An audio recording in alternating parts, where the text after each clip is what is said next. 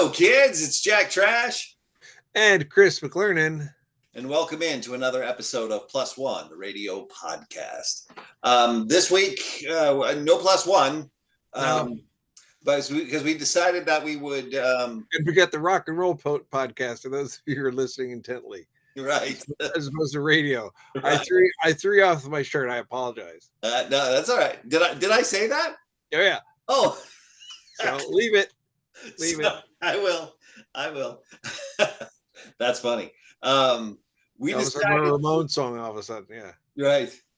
We decided that this week we should pay tribute to somebody that I don't know if you met Jack before, but I met him, but it was one of those who knew Jack might understand the fact that he wouldn't remember meeting me at all. But he probably wouldn't remember meeting me either, even though we met countless times.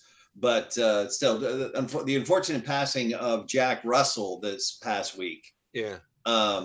Just what a voice. Oh yeah. It could pull it out of nowhere. Yeah. Oh yeah. I saw that happen many, many times. Yeah. I mean, it was not, I have to this, I have to have my tea, I have to have my, my nebulizer. No, it's just drop it and go. Yep, exactly. The Great White was probably one of the first bands, I think, that I, when I was living in Southern California, that I realized were a local band. Yeah. And, for some reason, I know Mark Kendall lived in Huntington Beach, which is where I lived. And there was a rumor going around that because before Great White was Great White, they were Dante Fox. Yes. Yep. That they practiced somewhere in Huntington Beach. I asked both of them about that. They went, no, don't know what you're talking about. One of the rumors. Right. Yeah. And there's always some. Yeah, exactly. Yeah, it's the guy in the band, and the guys in the band always go, no, with a look on their face like, where'd you hear that? But they don't ask the question unless it's a really good piece of gossip. Yeah. Where'd you hear that? Right. So Jack was a permanent fixture in the LA rock scene. I mean, they made it out and made it big before before the right about the same time as Motley Crue and those guys. They weren't really part of the Sunset Strip that I went to. No. They were already established by then. But I can usually tell if the band was starting to get attention before I moved to LA. They were not gonna be part of the strip scene. Right. Because I was definitely a part of the strip scene. Sure. Sunset Strip, I have to say, not like the Seventh Veil. Right. Yeah, well, it sounds. I got my legs. Yeah. I still got those. My gams. Right. Getaway sticks. That's a good one. So anyway, so a while ago, I interviewed Jack. It was probably 10 years ago now. And I did it for a different TV show that never saw the light of day, and I still have the interview. So I thought what we would do is play it. So we do have a celestial +1 today. There you go. So and this was an interview that we set up, I think 6 or 7 interviews the same day, and we just staggered them for people to come in. And by the way, I have a dog. Yes. That's what you can hear. That's what you can hear. She's having fun with a new toy. Yeah, she's new. And she is new. She's 2 months and 2 days old. So anyway, so we had Jack. I think it was scheduled at noon. Yeah. And for whatever reason, he showed up at 11. And we had already had just started a new interview. So and it was with Stevie Rochelle. And so while I'm interviewing Stevie Rochelle, outside the door, we could hear Jack just singing in the parking lot. Really? Yeah. Wow. It was just to amuse himself? Just he was there with somebody who brought him down to the interview, and he just started singing in the parking lot. Wow. It's so yeah, but and then he came in, and total professional. As you will see, there are some people that you interview that give one word answers, and then there are people that give 1,000-word answers. Jack was the master of the soundbite. So, was he?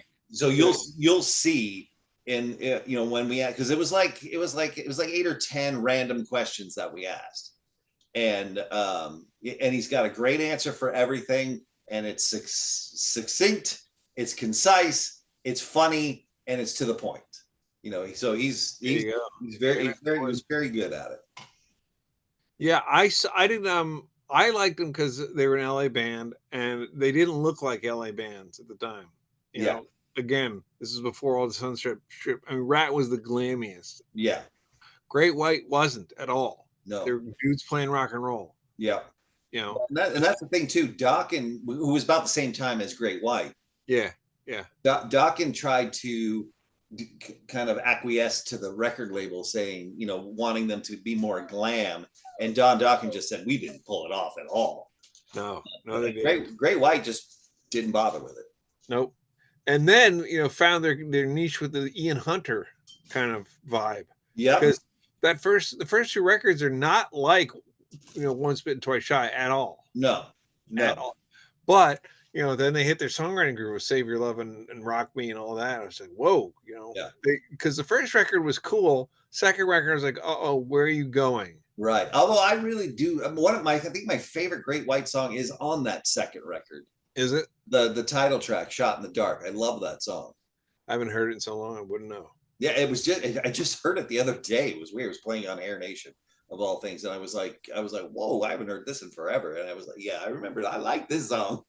Yeah, because the first one I had Out of the Night and Street Killer and On Your Knees. Down Your Knees and and a great version of Substitute. Substitutes on that. That's right. Yeah. Yeah. The other band that they really liked to cover was Angel City. Yeah, Face the Day. Yeah. I mean, like nobody knew who that band was back then. Right. And to me that's a good thing for a band is you can cover a song that nobody knows who it actually is. Metallica is great at that too. Yeah. They're doing the Diamond Head stuff. So anyway, let's get into this interview so where you can see Jack and just really, I mean, such a good interviewee. He is for us. He is like, please, everybody, be like this. Yeah. Study. Yes. Interviewee 101. So here is the late great Jack Russell. No curveballs. All right, here we go. First of all, how are you physically? I'm really, really great. The best I've been in years, despite the rumors, I'm doing really, really well. Yeah, I just had my yearly physical. The doctor said, I can't believe it, but you're in great shape, so yeah, I'm doing really good. Now you had the perforated bowel. Yeah. How did all of that come about? I was on the road. I really don't know what, the reason for it being. It might have been, a combination of medicines. I believe it was an infection. And I remember being on the plane coming back from a show, and all of a sudden this pain hit me, and I was screaming. And the next thing I remember, I was on a stretcher out front of Ontario. And then I remember my wife picking me up, and we were driving. I was going to try to make it out to the desert to Eisenhower Hospital where I lived. And I could take it. I said, honey, find the next big white H and go there, Right. So I get there, and the next thing I remember, I woke up 5 days later, and I had a bag on me, and I'm like, what the hell happened, And they said, well, you had a perforated bowel. I said, well, can they fix it? They said, yes. So like every 5 minutes, can they fix it? Yes. Can they fix it? Yes. So fortunately, 9 months later, they resected it, and I'm good as new. Oh, that's good. Yeah. You are somebody that has had a lot of highs in your life, but also I'll say. And a lot of lows though too. And yet, every time I see you, every time I read an interview, anytime I see you, always have this just happiness about you. How do you do that? I think I feel so blessed after everything I put myself through and everything life has thrown at me, all these curveballs, that I've managed to, still continue to do what I love to do and do it well, you know, and I mean that with all humility. You know, I mean, who wouldn't be happy? I mean, I'm 52 years old. My voice feels like I was 20. You know, I've got a great band behind me. I'm out there having fun. I'm on the road. I'm doing what I love to do. What more can I ask for? I live on a boat. I got a beautiful wife who happens to be a nurse, thank God. You know, so everything worked out perfectly, you know. That's great. Well, I think somewhere along the lines, you need to. I think you should write a book. I don't know if, We're in the process right now of actually writing a book. I think you could inspire a lot of people. That's the idea, you know. I mean, and I've always been very honest about my sobriety, about my pitfalls, about the things I've done, you know, to screw my life up. You know, and the reason being is not to look like, oh, the ultimate rocker, you know. It's just been to try to hopefully steer people into a direction that's not going to follow my own path. Right. You know, because I mean, let's face it, I've been through the ringer, you know, and I blame nobody but myself, you know, but fortunately, by the grace of God and you know, loving family and great friends, and you know, I've been able to make a comeback that is very Rocky-esque in a way. What was your first paying gig? That was the Troubadour, and I remember we got paid $7. $7. And we went down to the bar and we bought a Heineken for $7 and we all took a swig of it, and that was like, it was a big moment for us, you know. It was like, well, we got paid finally, you know. So yeah, that was the first paying gig. Very nice. I've retired since, you know. If music wasn't an option for you, what do you think you'd be doing?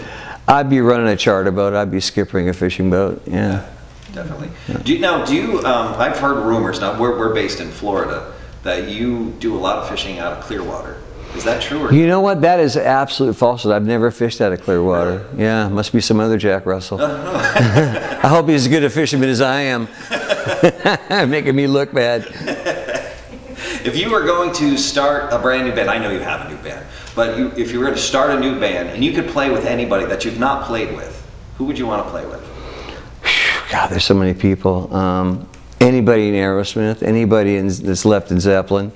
You know, Michael Anthony would be great. I mean, there's so many great players out there, you know, that, and fortunately I've been able to jam with a few of them. One band I always wanted to work with Aerosmith, and that's yet come to pass, and that's on my bucket list, you know.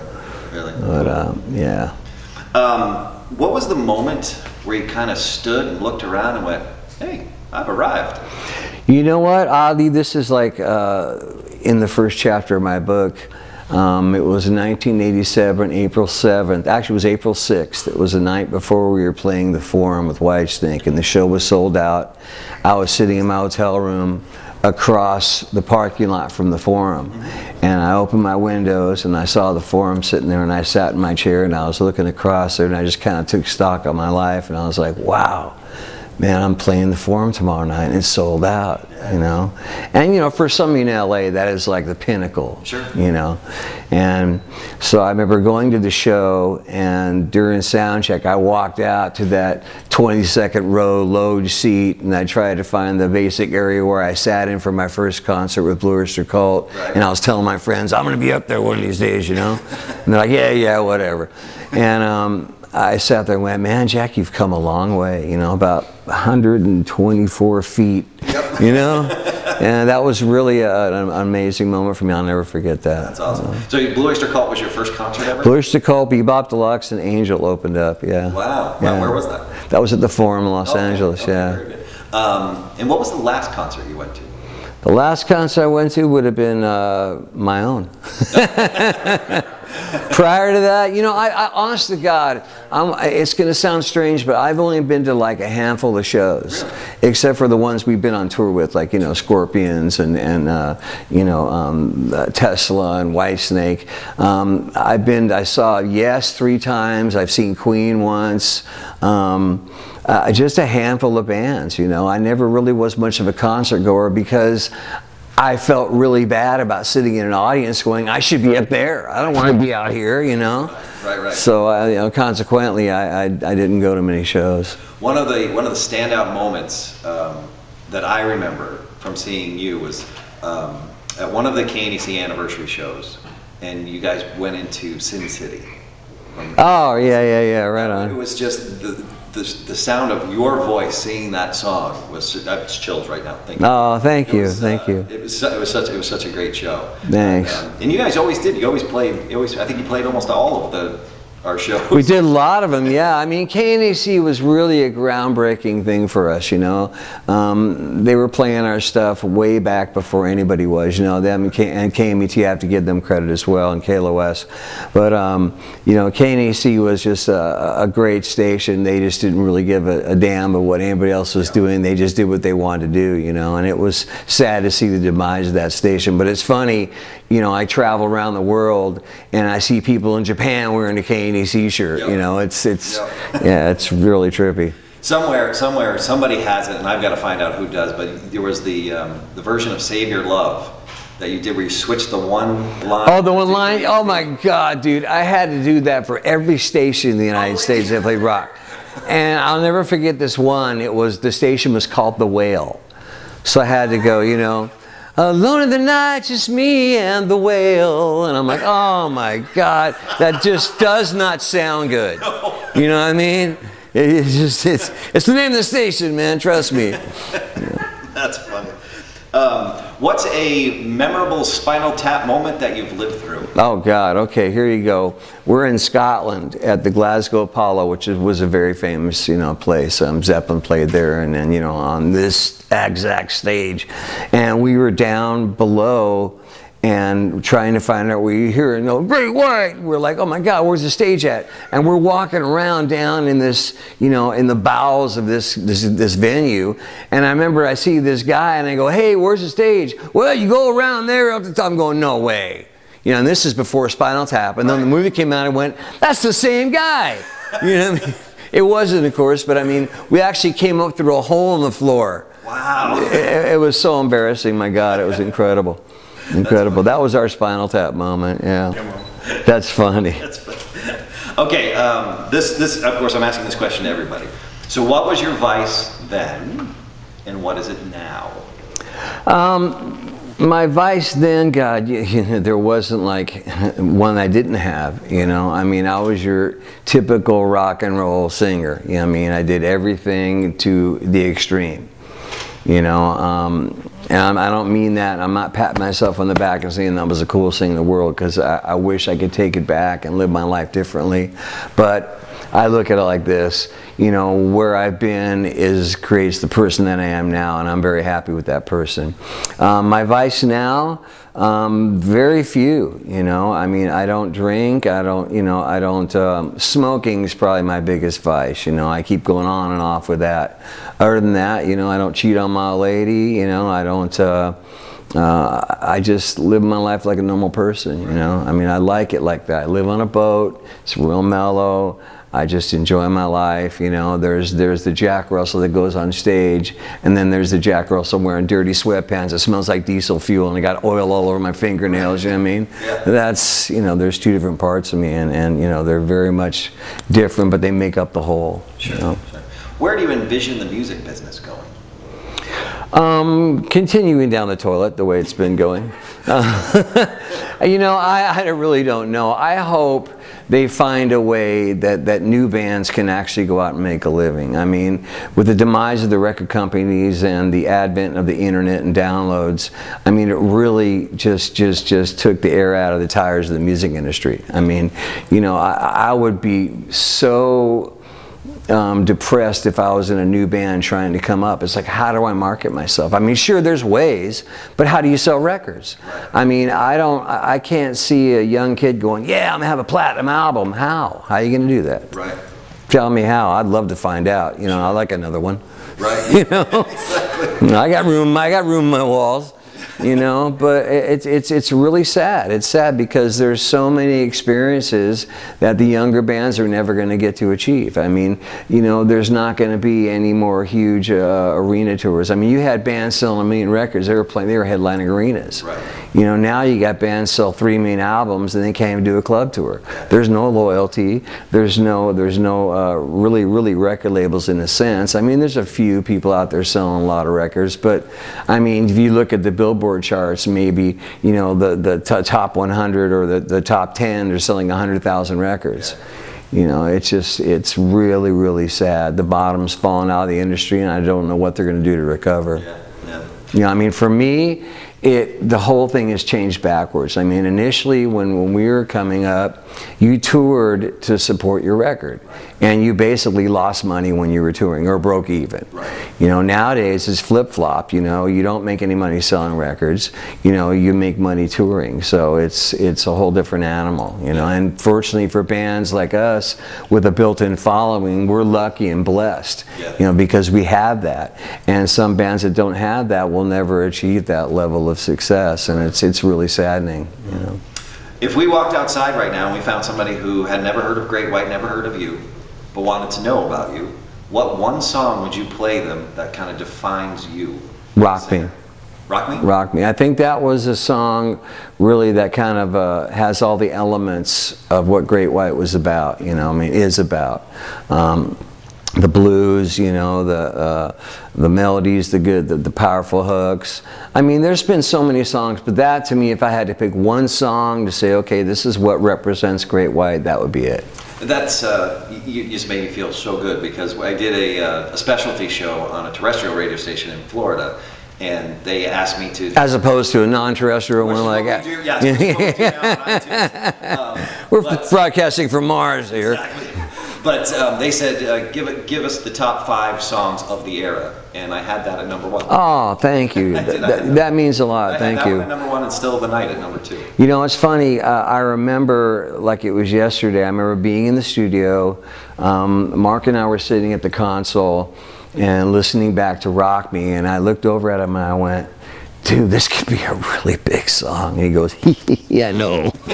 And the funny thing was, it was a 7 minute and 12-second song. So we knew the radio stations weren't going to play it. So we put like 328, you know, and 323, you know.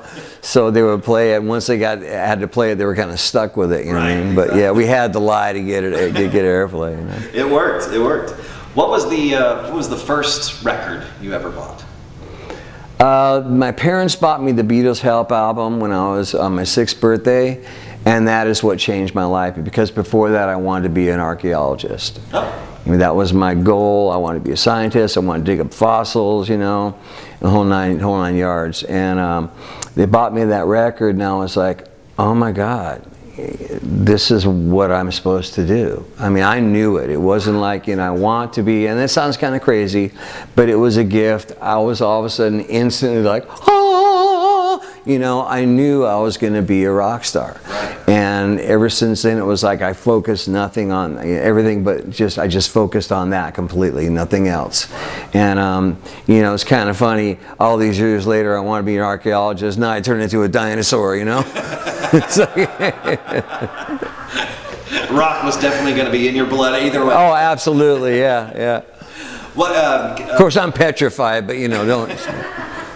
What was the last piece of music that you bought?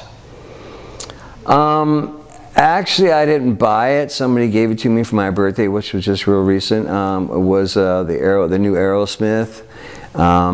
And then they also got me the Zeppelin thing that just came out, you know what I mean? So I'm anticipating listening to those. I've just been so caught up in just doing nothing but fishing. Right. And you don't listen to music while you fish, man. It's like faux pas. No, can't. I mean, no. The new Aerosmith is actually very good. Yeah, well, I've never been let down by those guys. Steven Tyler's voice to me is one of the just most beautiful voices in music, you know, and you know, to me he is Aerosmith, you know. I mean, no disrespect to any of the guys in the band, but you know, if you take him out of the band, it's not Aerosmith. Yeah, well, you know? Yeah. There's a couple of bands I can think of that are like that. Yeah, I can think of one on the top of my head, you know. What was the last time that you heard a song on the radio and you went, "Oh, I should have wrote that"? Wow, you know, it's been a long time. I'm trying to think of what band it was. Oh, you know what? And this is going to sound like I'm so old and archaic, and I don't listen to anything new, but I don't. It would have been something by Alice in Chains. Oh, really? You know, yeah. Oh, and No Excuses. Mm-hmm. That song was just a great tune, great bass line, great feel, and that. I mean, Lane's voice was so different and so unusual, and just he's sorely missed as far as I'm concerned. Yeah. I mean, that was a great loss of talent. Of course, along with my friend Jenny Lane. You know. What haven't you achieved yet that you want to achieve? You know, I just want to keep playing. I want to keep playing until I'm tired of doing it. I don't want, you know, circumstances to shut me down, or, you know what I mean? I want to be like, you know what, Jack? You've done everything you wanted to do. You've said everything you wanted to say, and it's time to put a fork in it. Now, I don't see that day coming anytime soon, hopefully, you know. But there's really, I mean, sure, I love to win a Grammy, but that's not going to happen. I love to sell 10 million records, that's not going to happen. But I mean, you know, I've done all that stuff, you know, for the most part. I'm just happy to keep playing shows, and you know, whether it's 100 people or 10,000, you know, that are out there singing my songs. I mean, you know, when I'm out there singing Save Your Love, and the crowd singing it back to me, it's like a feeling you can't even describe. It is such an amazing feeling, and and that's something that you can't get on YouTube. No. You know? Well, no, YouTube takes, I mean, a concert, and you've got a microphone this big, and you're trying to, you know, make everything, it just, YouTube to me is the bane of rock and roll. Mm-hmm. I mean, it really is a curse. Yeah. You know, I mean, sometimes it's okay, sometimes it's like, you know, you can't possibly get the feel of a concert, a live show. You know, it just doesn't work. You have to go to a show to feel it. That transfer of energy. Absolutely, between the audience and the musicians, and back and forth. Yes. You know, I would have to think that would be, as a singer and a writer of songs, to hear people singing your words back to you, that English isn't their first language. It's just got to be. That is amazing. Yeah, that's incredible. I mean, I remember doing, it was one year in particular, we were over in Europe, and we had just released the Back to the Rhythm album, and we were doing some huge festival, and I think it was like 120,000 people, just the most people I've ever seen in my whole entire life. You know, I mean, I didn't realize that was that many people on the planet, you know? and it was just like this whole front going, back to the rhythm again. I'm like, this is really cool, you know? And you never get tired of it. I never get tired of it. That's the one thing. It's always brand new. I mean, sure, I don't want to go to the studio and rehearse Once Bitten, Twice Shy ever again in my whole entire career. Right. But when you play it live, it's brand new. Sure. You know, it's brand new, and it's wonderful. So that was Jack Russell, an interview that we did with him. I'm going to say it was close to 10 years ago now. He had been through his health problems that he had, where he had the perforated bowel. Yeah. And he was on pretty heavy painkillers, but he didn't, I don't think he took them before he came to that interview. He was very lucid during that interview, and just a good dude. He was just a good dude. He took a lot of crap that wasn't his fault in that Rhode Island fire. And I know he lived with a lot of guilt from that, even though he didn't need to. Right. But I mean, I don't know how I would have reacted to it. Yeah, me neither. I probably would have been the same way. But Casey, who we met earlier show, Casey and I always had an escape route. He would always map out, okay, if something goes to shit, follow me, and we go this. If you don't know where I'm because it's dark or smoky or whatever, right, you know, there's a riot, just go here, take a left, right, and then get out. You'll be outside. So when I saw that station fire, I was just horrified, because the first thing I thought of, you don't run for the front door, and that's what killed their guitar player. He took off. Yeah. Everyone else went at the back. Yep. Yeah. I mean, I could see where my escape route was. I'm just going, oh God, just horrible. And, you know, you're not even in it, and it's horrible. Right. Yeah. Jack Russell's stories when I was working at KNAC, Great White was kind of our house band. They played, I believe they played our first 4 anniversary shows.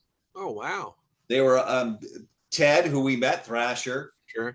He would show up for his morning show, and Jack Russell would be there. Still just come to hang out. Wow. But we also did a KNAC night at a place called Faces in Huntington Beach, and I would go in. I would get there like 9 o'clock, which is really early for especially and he would already be there. He would be there, and he would be two-fisting Jack Daniels all night long. And his big line to me when he would walk by and go, "Man, you got a really great name." And I'm like, "So do you, Jack." Exactly. Yeah. But the thing about it was, at midnight or whatever it was, whatever band was playing, they would pour him on stage, and they would do Zeppelin songs, and he would not miss a note. Yeah. He could do Robert Plant better than Robert Plant could. Yeah. Well, and I remember it kind of relit their career candle, because at the time they had done one of the very early Unplugged, I think it was. Yeah. And they had them doing "Baby, I'm Gonna Leave You," and I remember just going, "Oh my God, that's amazing." Yeah, yeah. And then they were kind of known as the Zeppelin cover band for a while. Right. Well, they even did a live Zeppelin cover record. Oh, that's right. They did. That's right. Great Zeppelin, which was really, really good. Yep. But yeah, so didn't Cold Sweat and Great White have a thing there for a while, for a tour bus or something? Oh yeah, we did. Our guitar player's girlfriend is in the Once Bitten Twice Shy video. She shows up, the girls all magically come in, just start singing. Oh, look, the mics are set up. Oh, we're playing. Right. Yeah. One of those girls was Bobby Brown. Yes, one is Bobby Brown. Yep. But yeah, his girlfriend, Eric Gammon's girlfriend of the time, showed up in that, and we were all kind of like, "Whoa, I didn't know she was going to be in here," because we're all trying to get us on NPV, much less anyone we know. Right. But we weren't a 6-foot tall blonde. Well, Eric was, but he didn't have the gams. So get back to that joke. Yes. And on the back of the bus that drives off at the end of the video, I think it says like "till next time" or whatever. Yeah. You see a big it was painted on. No, it was a decal actually of a skull with a banner that said "Great White Skull and Crossbones." And we had that tour bus. That was our tour bus after that shoot. And you can tell because they just painted over the decal. They just didn't care. Just like,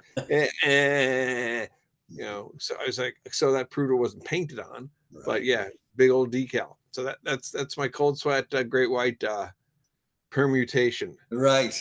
The other one was when I was still in Madison, and I think you and I both went and saw this tour. I saw it in Madison, which was Judas Priest, Defenders of the Faith. Mm-hmm. And Great White was the opener, and we had a tornado. Ooh. And actually, I forgot. I talked to Mark Kendall about this on X, formerly Twitter. Right.